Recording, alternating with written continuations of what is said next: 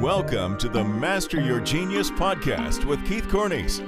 Listen in and learn as he coaches entrepreneurs to master their genius. Here's your host, Coach Keith. Hey, everybody. How you doing? It's Coach Keith. Buckle up. I'm doing my podcast with Sid Landolt. It's number 16 on the podcast list there. Amazing content. I mean, we cover everything. We cover leadership, building teams, investing, risk management. This gentleman has gone from 1983 to present, just growing real estate investing, developing international sales, a leader of a company. He's just, and is beating cancer, his lessons in beating cancer. There is some really, I would say there's 100 amazing takeaways on this podcast. When you listen to it, guys, please share it. Let this one go viral. Sid just brings, I'm just so impressed with the wisdom and how he's actually applied it to the rubber to the road. Anyways, guys, at the very end, he gives one takeaway, which is massive for investing and having an amazing life. So listen up, enjoy it, and here we go. All right, here we go. Master Your Genius podcast, number 16 with Sid Landolt. Sid, how are you doing? I'm fabulous, Keith. Thanks for having me, and thanks to all your listeners. You bet.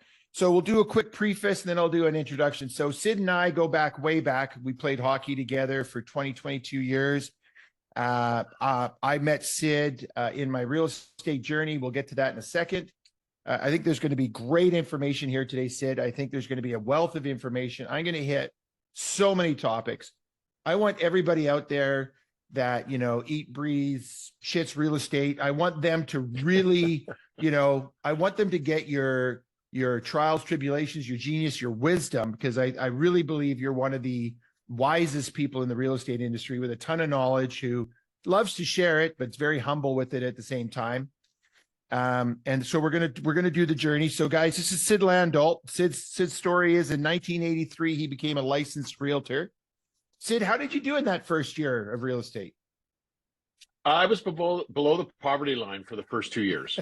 That was a very difficult time. I'm just going to say, I was 19 or 20, and I looked 15. So you could only imagine how difficult that was back then. So the first 2 years below poverty, and then in the third year in 1986, he bought the Remax franchise. He bought basically, It wasn't Remax. What was it called? Royal City Realty. That's right. My third year was significantly better, trust me. So, yeah. Well, you needed some equity to buy the business now. So, Precisely. If we go back there, how old are you when you buy the Remax? You started, Yeah, 23, I'd be 23, 24 at that time. So 23, 24. I just turned 60. So we're talking, we're talking almost 40 years ago. So, yeah. Yeah. Well, you look good for 60. Are you dying that, or does it stay dark? No, not at all. Never had a diet. That's so. Then 19. Go ahead. What were you saying? I said I lost all my gray hair when I went through chemo. It's never come back. Yeah. Well, we're going to talk a little bit about your battle with Hodgkin's, and So then, 1986, he buys Remax. He then sells that to actually the current owners today that still have it. And in 1990, he starts Hunter Milbourne. And tell a little story about how that came to fruition and what Hunter Milbourne was. Yeah, well, Milbourne Real Estate, we looked at the expiring lease in Hong Kong and how many people were immigrating and how new development and the number of people moving to the Lower Mainland. And we looked around and we said, there's a great opportunity in the new development business, but no one was really doing it here. And if they were not very good at what they did. So we went south to California, met a company called Dreyer and Young. And then we went to Toronto and met a company called Milbourne Real Estate, and a fellow by the name of Hunter Milbourne. And, he was written up in Canadian business as the dean of condos. And this guy had one of the largest new home marketing and sales companies. And we had just started in that business, and we were learning, and we found it very valuable to do a partnership with him in Vancouver, and took a lot of his expertise and evolved it into the Vancouver model. And then you built a team. What was the maximum employees that you had there? Yeah, I think in Melbourne we had 26 sites across the province when we actually shifted the business to more North American based, which you'll touch on in a minute. I would say, we're around that 60 to 70 60 employee. employees. And Yeah, yeah. you were kind of the chief operations manager of that. Like you were like you were the man at the top of the food chain, at the The president. hierarchy. Yep. Yeah, president. Excellent. Yep. Yeah. Okay, Yeah. so then Hunter Milbourne in 1997, you leave Hunter Milbourne and you start Sapira with another partner. And that basically was development, sales, international though, right? Or US and Canadian. Yeah. That was the shift. So Melbourne real estate was primarily urban, commoditized, urban, suburban, commoditized.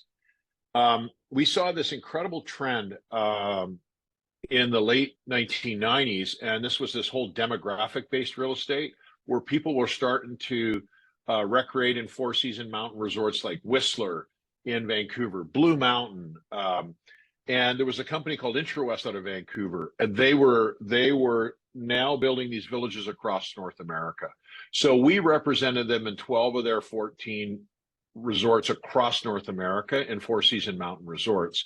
And as a result of that, companies like Hines, KSL, IntraWest, there's more, but for that first 3 years, it was all North America four-season mountain resorts, launching villages and condo And then projects. IntraWest approaches you, buys your IP. You stay on for a year to show them how to work the IP. You guys were launching and selling stuff in one day, overnight, like just amazing results. And so they buy the IP, and then you start S&P in 2004, which is now international. Correct. So what that shift was, we started seeing real estate become a currency, not unlike gold bars. So what was happening is we were getting a lot of people, a lot of real estate being contracted amongst countries, individuals, wealthy individuals. So we started to see this trend, and then we opened up our business to a worldwide market. And we were still primarily United States, Canada. Now we had the Caribbean. Now we had Mexico, Hawaii, which of course is part of the United States, but is a very different geography. Started to move into Europe.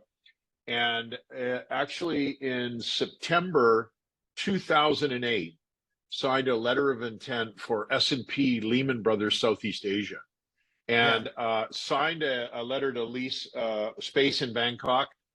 And we were just about to launch this new way of bringing New York capital together with our expertise. And then on the next Sunday, they went bankrupt, and we hit the financial crisis everywhere, and it changed everything. Wow. Yeah. That would have been, wow. I didn't, that would have been the next wealth step. Hey, like, I mean, you must've been very, very excited about that. And then unfortunately very disappointed as well, within a period of 1 week, because that first step was to set up, and then they were going to acquire our whole firm in the spring for a significant number. So that was going to be a fabulous liquidation event, but you know how life, sends you all kinds of curveballs. So, yeah. So the other thing that I'm noticing here, which I love, and I hope the listeners are seeing it as well, early adapters, and then the people that follow, you guys were trendsetters. Like you saw something, you created something, you moved into where you saw the market going. And honestly, each time you made the right decision. So you guys had this, what do you think was your ability to see the future? Like, seriously? Well, I first of all, listening. Okay. And then looking at these big trends. The only reason why we went to North America from a Vancouver centric model is because there was this new thing called the internet.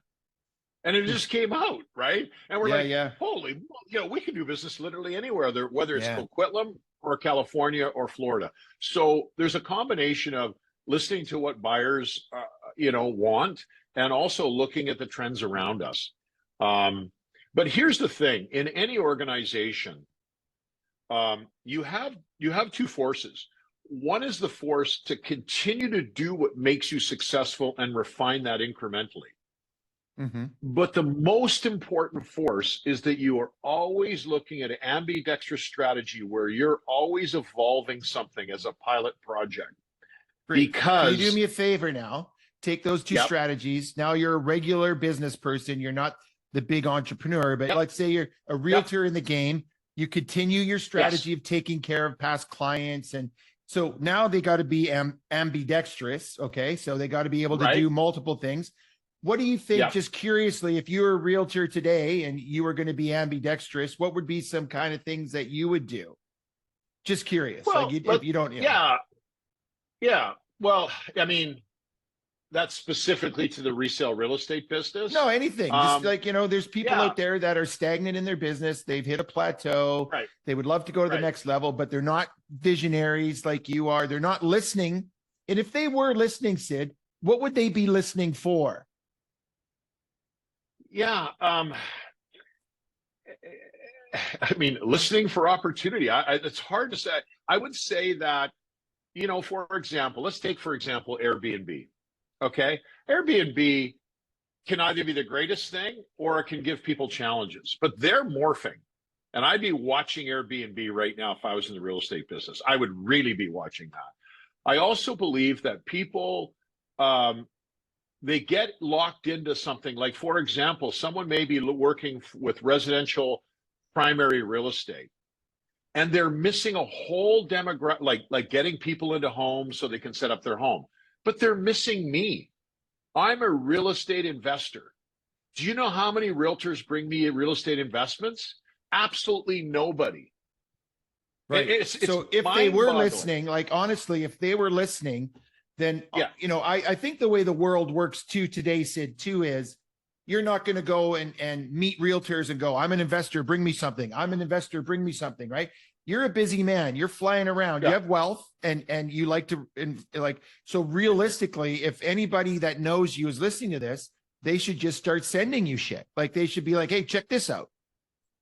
Or they should have a phone call. Or say, hey, yeah, what do you really want? Well, this is what I'm really after right now. These are my goals this year. These are my 5-year goals. This is what I want. Okay, so I'm going to sidetrack now. Yeah.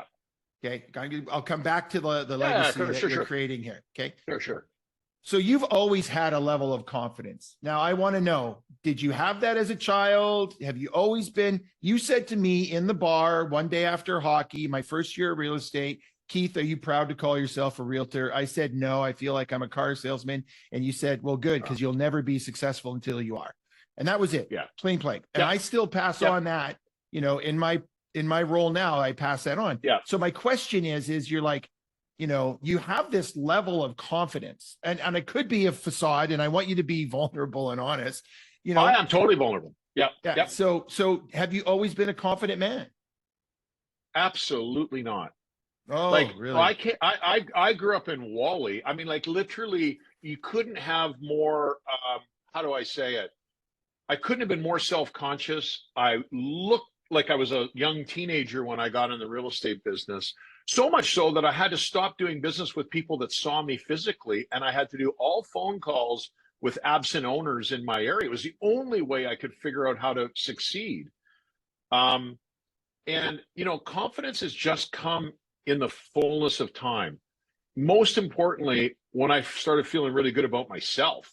And once I started feeling good about myself and I started feeling good about the business that I was in, well, then, you start getting confidence through experience. And actually, one of the greatest confidence boosters is vulnerability. That when you get to that comfort when you're with yourself, right? Then, who's going to really, how do I say it? Who's going to really hurt you? And I will not hurt. Yeah, that's the truth, right? If a dog, you walk in a room and a dog's on its back with its belly in the air, nobody stabs it with a knife. And I had this conversation with a client. He goes, some people will. And I'm like, no, I haven't experienced that. I have not experienced that. No. So two things, Keith, when I think about it, confidence is one thing. And I've just shared with you how that's evolved. I would say one of the things is that I don't feel risk the way other people feel risk. Yeah, see, okay? I got that down here with a big star beside it. I want to talk about that. Yeah, so it started, you got to remember, when I started in the business, so I was raised by three people: my mother, my grandfather, my grandmother. Okay, they all died in a 12-month period.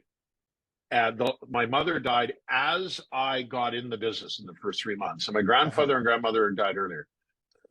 I'm just going to share with you that when that kind of thing happens to you, who is going to hurt you? Like, honestly, What can you do to me? More? It's like Eminem in 8 Mile, right? Now what? Now what are you going to do? I've lost everything, right? Yeah. Wow. Yeah, bring it on. Bring it on. So right? isn't that awesome? When is an advantage a disadvantage and a disadvantage an advantage? That's Malcolm Gladwell's book, David and Goliath. But it's like, I've lost my family. This is heart-wrenching. It's, I'm alone. But it creates this ability to say, fuck it. Hey. Absolutely. Yeah. Bottomless. It's like, if I fall, I can't fall any lower than this. Yeah. Well, now as you get married and you have kids, you realize there's things that can still hurt you. Okay. For sure. But my point is, in my DNA, when I was young, and now I have to now set up internal systems to make sure I have risk checks, right? Right. Because I've been awesome. Yeah. Yeah. So, it served you well, but now your wisdom says, I'm going to follow my gut and still have a process to check within that as well, right? Yeah. Yeah. And when you do little things, like, for example, when you say, hey, I'm going to go sell a project in Whistler, right? And you're in Vancouver. Well, it's a bit weird. It's a different market, but you go do it and you realize, well, these are just people too. You apply your skills and all of a sudden you get this confidence. You don't feel risk when you say, well, let's go do business in California or Hawaii or Mexico. It's just like, it's just another so geography. let's go there. I'll pull that apart from you. And my learning is, when you trust in yourself and have the faith to do the work, you will take the action. If you don't trust yourself and you don't have the faith, you won't take the action. So part of your risk, analysis is, you have this level of knowing that you can do it, because you've always been a hard worker. Like, if you want someone to be up at 2 o'clock in the morning doing and then waking up at 4 to get on a plane and go, you've always been a grinder. Yeah. You're a hard worker, right?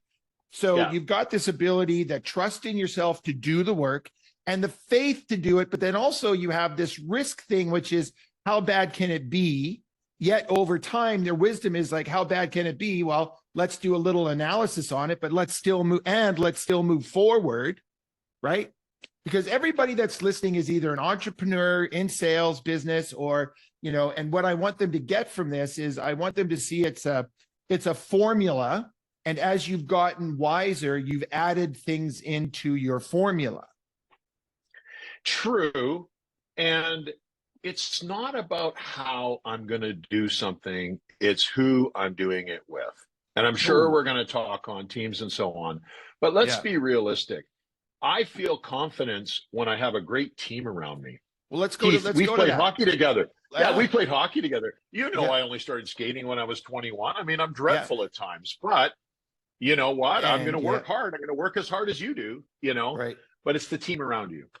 So let's talk about building a team. Because, there are people out there that now, that's the new wave of real estate too, is these big, massive teams, right? They're basically building a brokerage within a brokerage without the responsibility of the brokerage.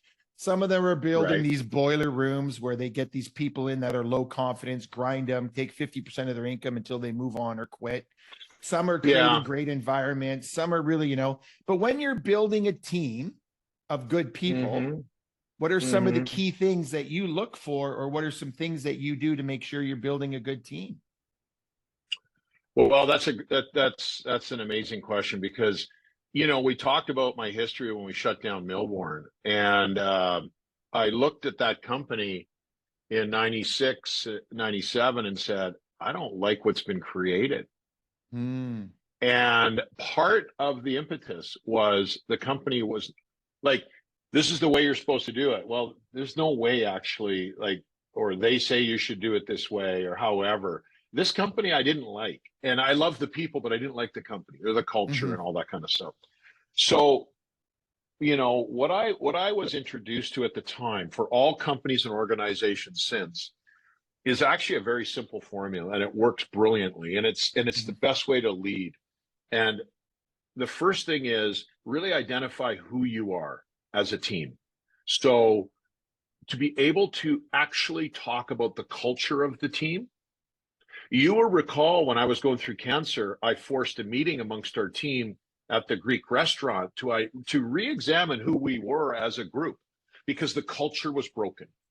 So in a team, it's clearly identify who you are through your cultural components: mission, vision, values. Okay, or mission. Well, I'll just interject. I'll interject here. So part of being a trendsetter is having the vision and listening, and then being the courageous leader to lead the team, right? So this vision part is start with the end first, define what you want to be, then build it. Is that what you're saying? Like the vision part? No, I'm going to give you the three components. The three components as a leader is: one, who are you? And really get clear on who you are, therefore what are your values and behaviors within the team? The second thing is, where are you going? What's your vision? Where are you going? People need that organizing.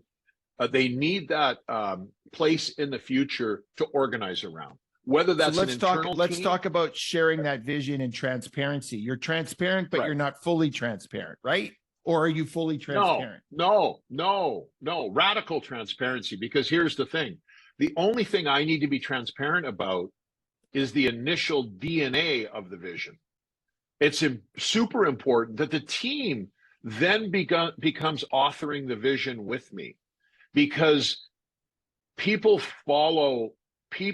engage in things they author, even sometimes if it's just editing through a review, right? I love that. I love that. Creating the story together, being part of it, being part of the recipe. Instead of being the follower of the chef, you're now a creator with him. You're a creator. You're a sous chef.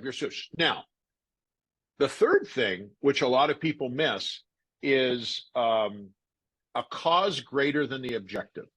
I have found this to be one of the secret sauces that, for example, and I'm using, these examples probably are a little older. I'll use a new example. Okay. Let's just say I was launching a project right now, put a team together. We would identify our core values and principles as the team. We would talk about our vision and where we want to be. Then I would start a conversation on a cause greater than simply selling this project out. And maybe the cause would be engagement with AI and how we evolve our sales process. So, Keith, it's not that we're going to sell 200 units in 2 months. It's we're going to sell these 200 units and we're going to become the best sales team in engaging artificial intelligence. You see where that cause is greater. Yeah. The cause also could be they now. Yeah. Okay. So, I have what's called the purpose-driven masterclass, the purpose-driven realtor. And if you don't have something bigger than the action, you're not going to do the action. So you got it. We're on the same page here. In extreme ownership, they talk about sharing, when they're at war, why they're at war instead of just fighting the war, and everyone buys. You get buy-in when they do that. But what I'm interested in it's like, so who are we? Core values. Where are we going? Vision with full transparency. Then authoring that vision together for a greater cause. Right. And it can also be philanthropic, right? So it doesn't, it can be all. Well, talk about I'm loss of words. Canada House? No. What did you do where every unit you built here, the people could have a unit? You tell the story, the philanthropic story about. Okay. Yeah. So, for example, created an organization called World Housing, which continues to operate today. I'm no longer involved with the organization. That was massive. I know, but all you got to do is throw the rock in the pond sometimes, Yeah, exactly. And Vancouver House was a project in downtown Vancouver. West Bank, Ian Gillespie as the principal stepped up. And the concept for World Housing was, for every home sold, a house was given away in a developing world to a deserving family. We sold 350 homes at Vancouver House. 350 homes were given away. That's amazing. What happened was, we worked at the very top of the housing pyramid, and we had to find what the very bottom of the housing pyramid was for the purposes of giving away homes. Who were the most needy people in the world? And we discovered the most needy people were those living in slums around landfills in developing countries. That's the poorest of the poor. And our home, the reason for giving away the homes was to create social change. And I witnessed it with my own eyes. When I went back to Phnom Penh, 2 years after the first set of homes, and I saw this social change where kids are no longer in the sex trade. Kids are no longer scavenging in, and they're in school. They're healthy. The families are thriving. They're in these homes. They're taking care of them as if, as if they had hand built them. And so, it's creating this social change. This has now gone on. It works in But 5 that's different like countries. when you were building that company, that vision, you had the people, your team author that vision with you of the bigger purpose of creating this. And that's, and then you brought in, and it's funny, right? Because that attracts certain people, doesn't it, Sid? When you share the vision and you some people will stay with you, some will go, but it does attract the right people when you're building that team, doesn't it? In every circumstance, in every person in my world, in the business, okay, one of their number one attractions was world housing. I don't care if you were a potential teammate. I don't care if you were a client, an investor. I'd want to be customer. part of it. I'd want to be a part of it. And everyone wanted to be part of it. And I think there's just a universal truth around helping our fellow man. Well, when you're of service, you always make everybody. When you're in service, you always make money. When you are about making money, you don't make enough. So it's about both. It's an and philosophy. I set financial goals and I want to be in service. I want to have a bigger vision. That's where true higher levels of success come in for companies, is when it's not just about the dollar, it's the dollar and whatever the bigger purpose is. Yeah, let me give you a real life example in my new world, which we'll touch on in a minute. So I'm developing a high rise in downtown Kelowna, right across from the new downtown UBC campus. The greater cause, yes, it's going to be 300 condominiums. It's going to have a grocery store on the bottom. It's going to be unbelievable. But the greater cause that I've brought to the property development is how to combat loneliness in a high rise. You see, wow, I love that. 300 homes in a horizontal neighborhood. Yeah, you're seeing your neighbors, you're meeting, block parties, all that stuff. Yeah. The loneliest place on earth is a 300 unit high rise. Well, so you create a Wordle group. No, you don't do that, Keith. No. Yeah. But so through planning, through the actual design of the product and the plan, I've created a vertical community. It's not been done before. So, and I have very clear principles that I develop over the decades, because here's the difference. I'm now the client. I'm now the developer. When I was a broker, I could talk about these things all I wanted, but people didn't always get it. Well, I get it. And I will tell you that. Well, again, Sid, again, here you are seeing a trend, creating the vision, moving forward. Right now, you're taking that risk that we talked about, yet it's a calculated risk. You're building a team on who, where, and now the bigger cause. And now you're a visionary of creating, unlonely high rises. I mean, the world is lonely today anyways. If you want to get a little deep, we can go down that fucking wormhole, Yeah. The world is lonely because in their head, they're lonely. It's just a thought and it's just a feeling, and you can shift that. And that's what your kind of development is doing, is shifting the thinking around housing and shifting that, hey, there is thoughts and feelings in this development, which creates a different story. And that story becomes your reality. But thank you. And you're 100% right. Let's have the rubber hit the road here. So I have to speak to a group of realtors up in Kelowna. How do you bring value to the real estate community under a concept that battles loneliness? Think about that. They're all lonely. They're all entrepreneurs. But Keith, you got to remember is that how do you translate that to value in the eyes of the realtor and the customer? Yeah, for sure. So for 5 hours, I drove up with my daughter Samantha, brainstormed and worked it. I'm going up on stage the next day, and here's where I landed. The communities that have combated loneliness will be the most desirable when they're finished. And the most desirable communities have two attributes. One, there's a lineup of tenants for them. Demand.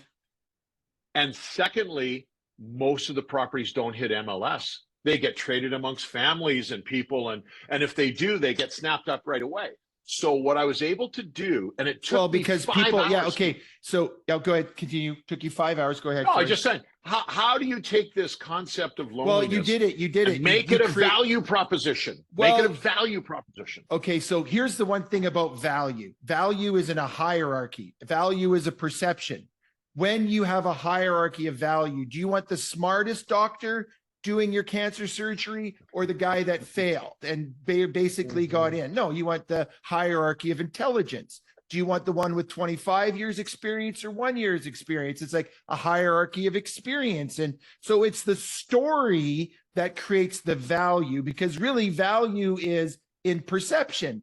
If I have mud, you would be, Keith, I don't want it. But if you're building a mud hut and you need the mud, then it's valuable because the story that's created behind it. So, story branding, in my work, everyone creates stories that stop them from being Sid Landolt. They get to a point, they're like, I can't do this, So the story is like you created a vision of a story that's not out there, that hits a pain point of loneliness, which is in society because of COVID and because of everything that's going on. And you're saying this building is unlonely because of this, and people are like, I want it. And it's amazing. Like, you've always been a genius when it comes to marketing, and you've always had the confidence. And listen, guys, when I talk to you, if you're my client, and I'm like, you have to believe 100% in your value. You have to be like, I have this value. And Sid, I'll never forget every time you had a building, this is the best building in the world. And so that conviction of truth and belief and purpose. And, if you don't believe that you can make a difference and make a building unlonely, you can't do it. Yeah. No, well, so let me simplify my approach when it comes to relationships and when it comes to putting offerings out there. They always must have two things to be lasting: value and meaning. Meaning and value. So when you take a look at the high rise, the meaning is we're going to go after loneliness. Okay. And we're going to make this an incredibly great community, because prior to COVID, Vancouver Sun run a whole series on loneliness, and then COVID exacerbated that. Okay. So the meaning is loneliness. The value is what happens when this neighborhood becomes the most desirable building in downtown. Well, you're hitting two really. I'm always hitting meaning and value in everything. If I have a relationship with a teammate, I know that I need a company that's value driven with a vision. That's the meaning. And I know I have to pay them really well. That's the value. Those relationships last forever when you have meaning and value. If you're a company that's just out there with meaning and doesn't pay well, not going to work. If you're a company that is awful, but you pay well, it's not lasting. So if you want long-lasting relationships, you need meaning and value. And that can translate to anybody out there that's building a team. You want to operate a boiler room and have them make phone calls and sell the dream and pump up their tires and take 50% of their income only for them to fail. It's not going to last, right? So the other thing, Sid, is with the world the way it's going in ideologies, identity politics, tribalism, you're actually saying everyone's lonely. Come here, you won't be lonely. You're fitting into the vibe of the world today too, which is come to us, be part of this tribe that takes you from the opposite of loneliness. And the brilliance of that too is you're not going to be lonely. To you is one thing, and to me is another thing.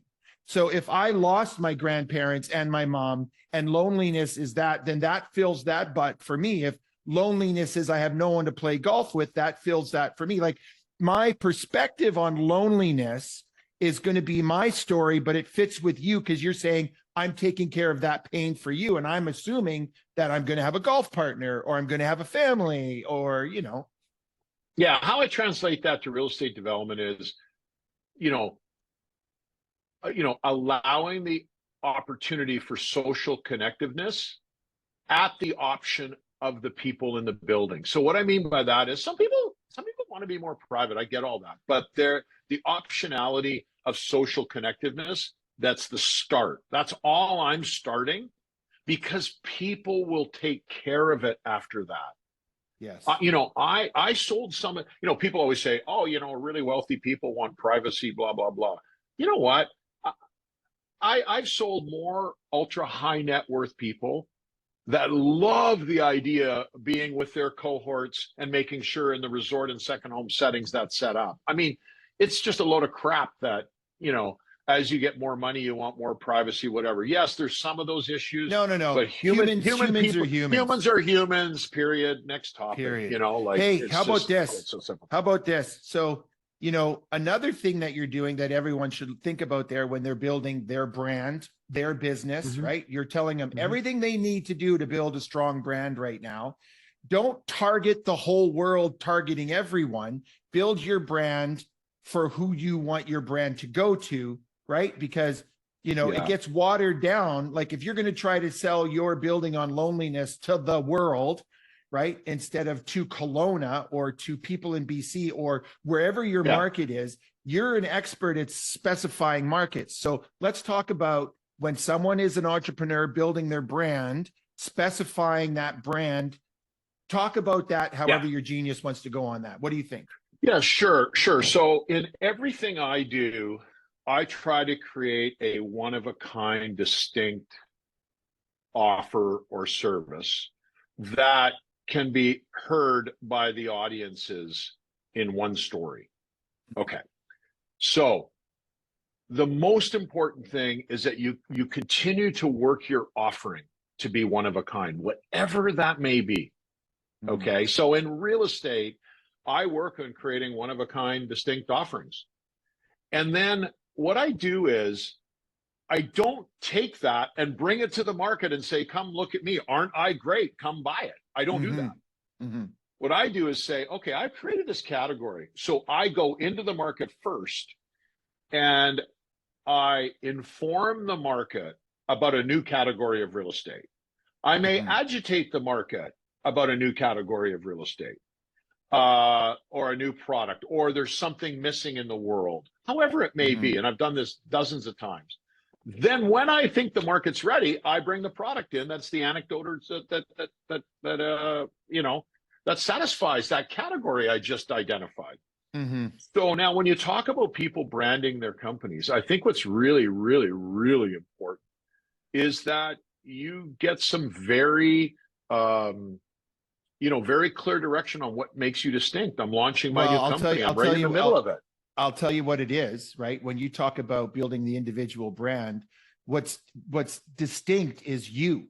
You are one of a kind. There's 7 billion people in the world and nobody thinks the same way. Nobody looks the same way. So when you do the deep dive in your core values, your value proposition, your purpose, what I call the North Star, which I got from Dan Loney's, Bob Beal's leadership training, but I've always been purpose driven. And then, and this is another thing, when I went to Bob Beal and I learned that, I transitioned my business because it was better than what I was doing, but it was doing the same thing I was doing and it was better. So I was willing to step into that and not have my ego say, no, I'm going to stay on my point. Right. You know what I'm saying? Yeah. So let's talk simplicity. Yeah. His message. But if I could come back to one thing. So once you get that, one of the key things is that you make sure your message can be heard by all the stakeholders when you're branding.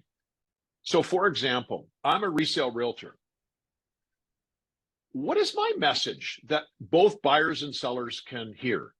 Because if my message is, I'm going to get the maximum dollars for your home, what does that mean to the buyer you're representing? Yeah. Right. I'm going to protect you in every transaction it's an ethereal, overarching. And again, that's the value the individual brings. Because somebody like you, Sid, and me, we're different, and we'd both be great realtors for that person. And when they're finished with us, they're not going to say Sid was a bang on negotiator. They're just going to say he was fucking awesome. He cared. He really protected us. He knew his shit. He was intelligent. He was smart. He was knowledgeable. He was a visionary. Whatever they're going to say, it's not going to be he really knew how to write a good contract, unless that's your value. Yeah, well, but I would say, okay, my point is this. If you're going to be, you need to figure out what you can say to all your audiences. Because if you're branding something, you don't want two stories. You want one story. And I'll just give you one example. And I'll give you one example because you want purity of purpose. You want purity of story. And I will tell you, one of the purest stories that a resale realtor can use is this. I'm the best negotiator in the marketplace. Clean and clear. So bear with me. Done. Like, no one is as good a negotiator as I am. Really? Well, this is the best property that you can ever buy. Right? It's like, I am the best negotiator. And here's the thing, Sid, I want you to understand that's an easy concept to speak about that you have done and you do successfully. And for everyone else, that's the regular dudes and dudettes in the world. It's hard to say, I'm the best negotiator, period. Yet you're saying, give me a clean, clear one story that I can attach to, right? But nobody's doing it because, first of all, they don't want to say that because they might get ridiculed or canceled or offended or, and I'm like, yeah, but you see, you throw your, like, guys, this is also on YouTube. So go to my YouTube, follow me on YouTube, but go to YouTube. All my podcasts are done in video. So you can watch the actual human being and not just hear the voice. And you really want to see Sid because he's pretty animated. I'm very still. I know you're going to move me now, but I'm just going to say this point. You don't have to say you're the best negotiator. You can say this. I'm an expert negotiator. And don't just say it, do it. Go on the courses, read the books, practice the techniques. You will be the best negotiator. Great transition. What does it take to be a good leader? Well, I'm just going to repeat what I said, which is identify who you are, where you guys are going, and create a greater cause. That's great leadership. Now, as far as, how do you govern, govern? No, not what is great leadership. How to become a good leader. It's a personal, it's introspective. Leadership is a verb. Being a leader is a noun. So as a noun leader, because you had 60 staff, and I know 60 of them, and they all loved you, even though you had to let 60 of them go when that downsizing was horrific for you, Yes. I mean, that wasn't a fun day. As a good leader, right? As a person who's a good leader, give me some of the characteristics you believe that you have or that you've learned to do that has made you a good leader. Well, so I think there's a lot of obvious ones. Not so obvious. Just state what you're going to state. Give us your genius and shut the fuck up. Okay. You know what? I am very committed to setting my own personal goals. Okay. And always have I always have goals and I share them, and I'm very transparent. And I'm going to give you something that maybe is not typical for a second. And there was some real key lessons that I learned going through cancer. And they have had such a dramatic impact on me over time. I'm going to share those with you so that you get how I approach leadership. Number one, it's not about time, it's about energy. That I would take a level 100 energy for 5 minutes than a level 10 energy for 5 hours. Okay. Mm-hmm. So when I show up, Keith, I am 100% full energy. And when I'm not, I'm not. So when I walk into the office, I know that I need to be there. And that infects the entire organization through all geographies. Okay. So number one thing I learned in being a great leader as a result of my challenges was it's not about energy. It's not about time. It's about energy. Because guys, when Sid was battling cancer and I said, I'd love to help you out. And you said, well, if you could, pick me up, come to me, pick me up and take me home after chemo one day. And I walk in there and there's Sid in the bed on his phone, texting, talking to me, energies at a 10. And half an hour later, I was helping him into a wheelchair, lifting him into my car, taking him to get his drugs, dropping him off at home. And that was the day that you found out you beat cancer. I was very fortunate. Yeah. I was very fortunate to be there on that day because they told you that the results were clean. And then I dropped you off at home and you laid in bed and slept for probably 8 hours. So when he's talking about the most important thing he learned about as he was going through cancer to be a great leader was give 100% of your energy for as long as you can and lead with that energy, right? That's kind of the core. So three things. It's all about energy, not time. The second thing, it's all about relationships. That the time and energy you invest in relationship, bringing value and meaning to your relationships, absolutely. I mean, Keith, the relationships that I have over the number of companies and decades are so deep and so long, and so I learned it's all about relationships. And the last thing that I learned was love is the strongest power and force. And that in the most difficult circumstances as a leader, if you are able to think from a loving heart and have empathy, you're at another level. And if you want to really get a superpower, then you start practicing unconditional love. And that's another level. Okay. So and we'll talk about that. I mean, unconditional love is a goal that can never be met, but it can be something you strive for. Correct. It's like a vision. It's like a vision. If you're going to love me, Sid, if you're going to love me, I'm going to put conditions on it. Don't hug me or kiss me like you kiss my wife when you meet her because it's offside. So let me just do a couple of things here, Sid, to just kind of follow up on this. So that's my leadership things. I know they're a little bit I love it. I'm going to repeat them. I'm going to repeat them, right? It's energy, it's relationship, and putting time and energy into that relationship. And of course, it's love is the power and force, because the opposite of love is fear, and you don't want that, the power and force. And then there's no empathy. There's just ego and you're done.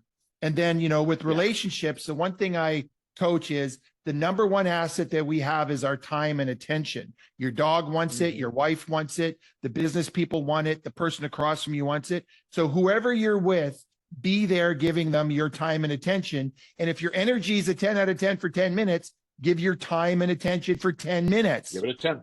Yep. Right. Exactly right. So there's the time and attention. The other thing is I believe leaders need to be courageous and kind.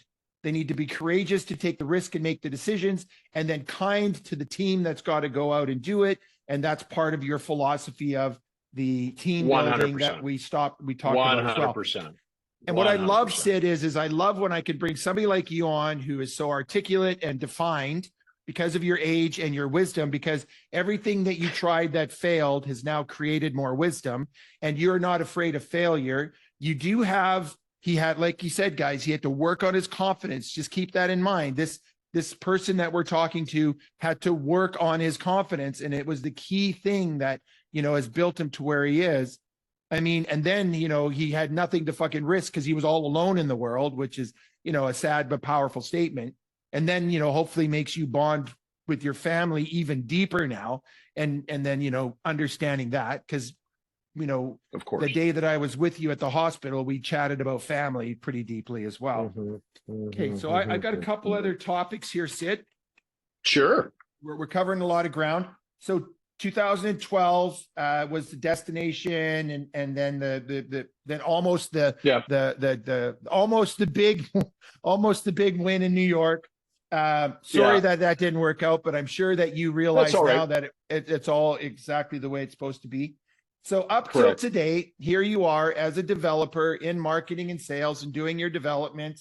Let's talk about you went through a stage where you were really strongly investing in real estate, commercial, and you took some. Yeah. What are for people out there that are thinking of investing in maybe their first condo or an Airbnb or something, just some wisdom that you'd like to drop, a little pearl of wisdom here or Sure. there? Absolutely. I'll just throw a couple of things out at you that my family has to listen to. Let's put it that way. Okay. Good. First of all, given the geopolitical condition that we're in, I think everyone should be focused on how to invest in hard assets. Okay.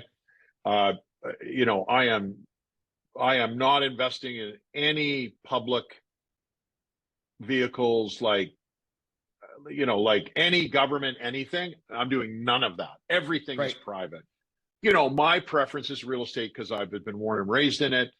Of course, people can invest in other hard assets, whether it's artwork or whatever it may be. But I am a really big, precious metals. I don't find that as great an investment, but that's just me. A lot of people are committed to it. I love real estate, and it's a hard asset that I can really relate to. I just want to start, most importantly, with people's time as it relates to, I'm going to talk about time for a little bit in two components. One is you have two types of work. You have one work that I call beer, smokes, and shelter. And you've got another type of work that I call building wealth. And what happens is a lot of people spend a lot of their time on beer, smokes, and shelter work.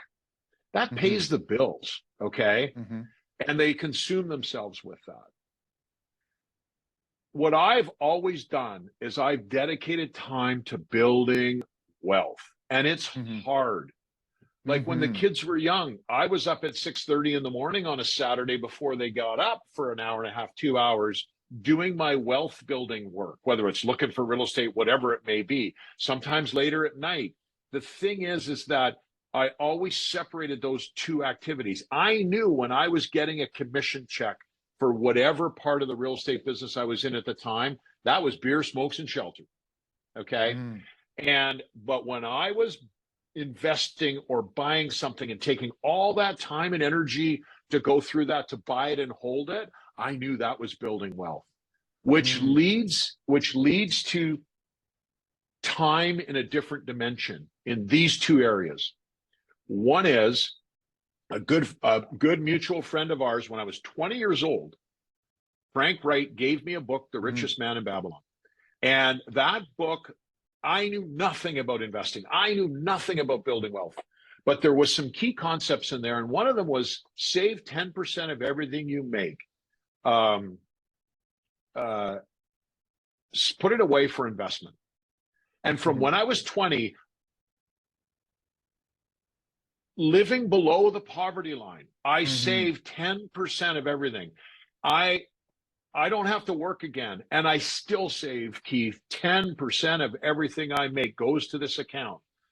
So that over time builds, and it's not a savings account, because you will not build wealth saving. You will build wealth investing. And I take it to a point and then I invest it. And I've been doing that since I was 20. And which leads to the second point of time. Financial success is all about time. Time so is your when friend. I look at, well, time is the greatest investment strategy. So if I had X wealth at 30 and then 40, if I bought a piece of property when I was 30, it's paid off when I'm 55. I'm now 60. So if you could imagine, over time, I bought and sold, but I tried to keep as much as I can. Over time, your financial success gets exponential because time is the best strategy. I remember, I'll use a very specific example. When I sold my company in 2000, I always wanted to have $1 million invested that I never touched, right? Well, I put $1 million in the bank, in an investment account in 2000, and I looked at it at 2022.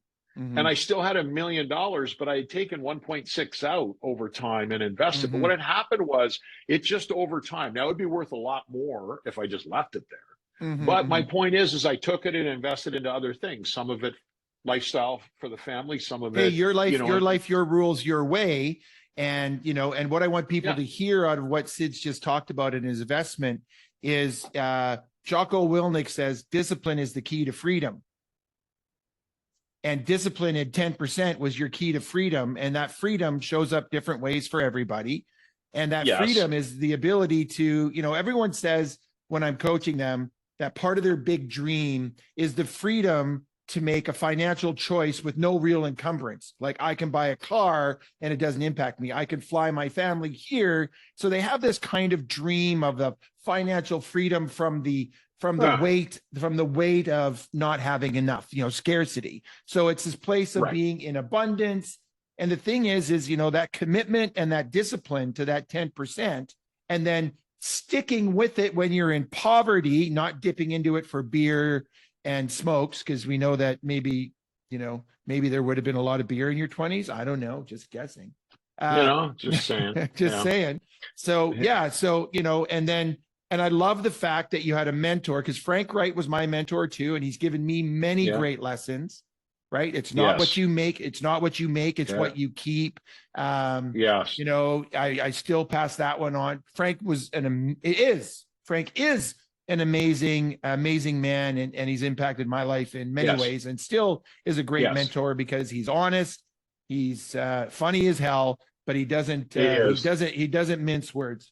No.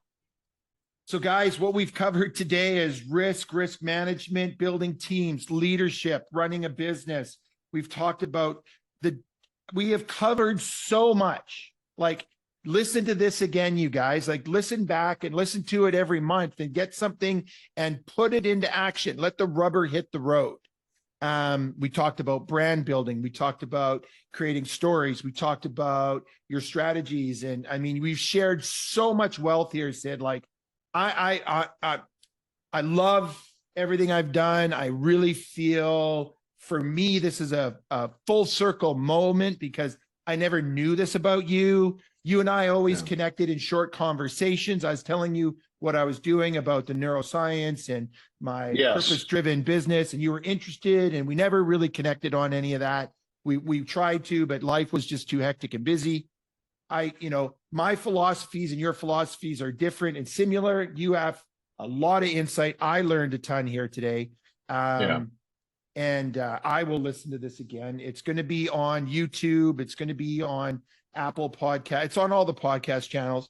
I don't, recently I've decided that, I have a lot of people that I could bring on the podcast, and I just wanted something like this, something really rich. I want to end on one topic, the geopolitical landscape we're in right now.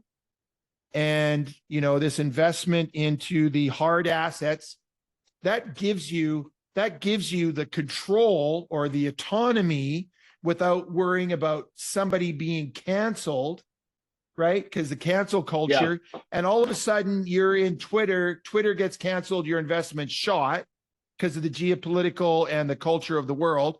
Or what did you mean by that we're going to close on this, then we're going to end it out. So what did you mean about geopolitical? Well, first of all, I'd like to close it out on one last gift to everybody. Good. Let's do that. Let's do that. When I talked about earning the right, this 10% you talked about, I just thought of something that I want to share with you that I think your listeners will really appreciate. But to the geopolitical, because I think I've got a couple of minutes here. To the geopolitical, I am very, very, very concerned at the quality of the leadership in the Western world right now. I think we are going in such a wrong direction. And for that reason, I'm very focused on privately held hard assets right now. Got it. I just don't want to get involved with what these people are doing. Yeah. No, it's so irresponsible at every level. I am fanatically committed to equality for everybody, fanatically. And I run my organizations that way. Okay. I'm not into cancel culture. I'm very clear on that. And I believe that, hey, our history's been difficult and we should learn from it. We should not erase it. I'm very familiar, and I do not support things that people have done wrong to other people. And quite the contrary, I'm very involved with, from First Nations to whatever. So, Yeah. I live making things better for people. But let me share with you one thing. Yeah, with please. your group, and I think this is incredibly valuable. I run across so many people, and I've been in this circumstance. When you say yes to things that are not advancing your new initiative, okay? Mm-hmm. And I've learned 3 things that you absolutely quit saying yes to things that don't fit your vision. Here's the challenge, though. So many people come to me and say, I have to take this job for the fees. I have to do this. I have to do that.